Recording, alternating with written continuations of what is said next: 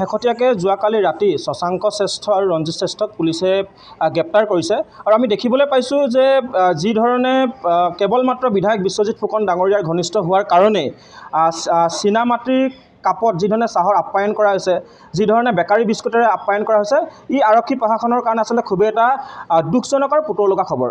আপোনালোকে জানে যে আমি বিভিন্ন সময়ত আমি কৃষক মুক্তি সংগ্ৰাম সমিতি বা আমি ছাত্ৰ মুক্তি সংগ্ৰাম সমিতিৰ হৈ আন্দোলন কৰিলে পুলিচে আপোনালোকে গম পায় যে আমি ঘৰ গৈ নাপাওঁ, আমাক আচলতে তেওঁলোকে আটক কৰি গ্ৰেপ্তাৰ কৰি আমাক আচলতে থানালৈ আমাক লৈ যায় আৰু আমি সেই সময়ত অনুভৱ কৰোঁ যে পুলিচে আমাক কেনেবাকৈ পানী এগিলাচ যোগাৰ দিব নেকি। গতিকে সেই সময়ত কিন্তু আমাক তেনেকুৱা ধৰণৰ আমি আতিথ্য কোনদিন নাপালোঁ।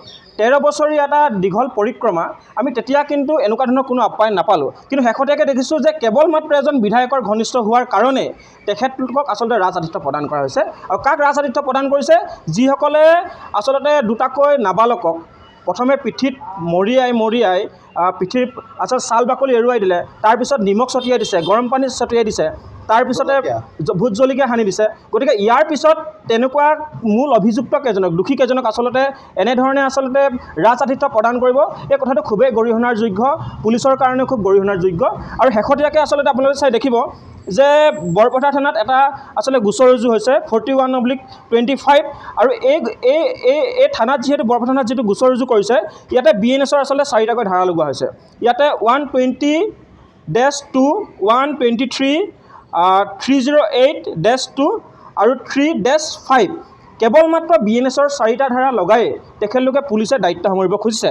আমি কৈছোঁ যে যিহেতু দুজন নাবালক আচলতে দোষীসকলৰ ওপৰত বা যিসকল অভিযুক্ত তেখেতলোকৰ ওপৰত আচলতে জুভেনাইল জাষ্টিছ এক্টৰ অধীনত বা এটেম্প্ট টু মাৰ্ডাৰৰ আচলতে তেওঁলোকে ধাৰা বা গোচৰ সন্নিৱিষ্ট কৰিব লাগিছিলে। আৰু আমি এতিয়া সন্দেহ কৰিছোঁ যে গোলাঘাট জিলাৰ আৰক্ষী অধীক্ষকগৰাকী, বৰপথাৰ থানাৰ আৰক্ষী বিষয়াগৰাকী কেৱল মাত্ৰ বিধায়ক বিশ্বজিৎ ফুকন ডাঙৰীয়াৰ অভিযুক্তসকল ঘনিষ্ঠ হোৱাৰ কাৰণে আচলতে এইসমূহ জুভেনাইল জাষ্টিছ এক্ট আৰু এটেম্প্ট টু মাৰ্ডাৰৰ দৰে আচলতে এই যিসমূহ ধাৰা আছিলে এইসমূহৰ পৰা আচলতে তেখেতলোকক আঁতৰাই ৰাখিছে।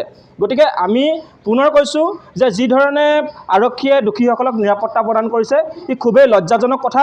আমি মুখ্যমন্ত্ৰী ডক্টৰ হিমন্ত বিশ্ব শৰ্মাকো আচলতে আহ্বান জনাইছোঁ, আপুনি নিজেই প্ৰত্যক্ষ কৰিছিলে যে যি ধৰণে অমানৱীয়ভাৱে পাশবিকভাৱে যি ধৰণে আক্ৰমণ কৰিছিলে দুটিকৈ নাবালকক, আমি ভাবিছিলোঁ যে তেখেতলোকক আচলতে কঠোৰৰ পৰা কঠোৰ শাস্তিৰ ব্যৱস্থা গ্ৰহণ কৰিব। কিন্তু শেহতীয়া পৰিৱেশ পৰিস্থিতিয়ে এইটোৱে প্ৰতিয়ন কৰিছে যে তেখেতলোক খুব কম দিনৰ ভিতৰতে কাৰাগাৰৰ পৰা ওলাই আহিব আৰু মুকলি আকাশৰ তলত তেওঁলোকে ঘূৰি ফুৰিব।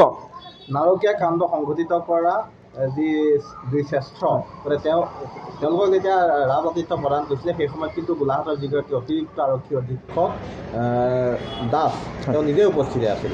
নহয়, আমি সেইটোৱে কৈছোঁ যে যদি সৰুপথাৰৰ বিশেষ শক্তিমানজনৰ কৃপা দৃষ্টি থাকে পুলিচৰ ওপৰত, পুলিচ যেতিয়া শক্তিমানজনৰ আচলতে প্ৰভাৱিত হৈ থাকিব তেতিয়া নিশ্চিতভাৱে এনেধৰণৰ ঘটনা ঘটি থাকে।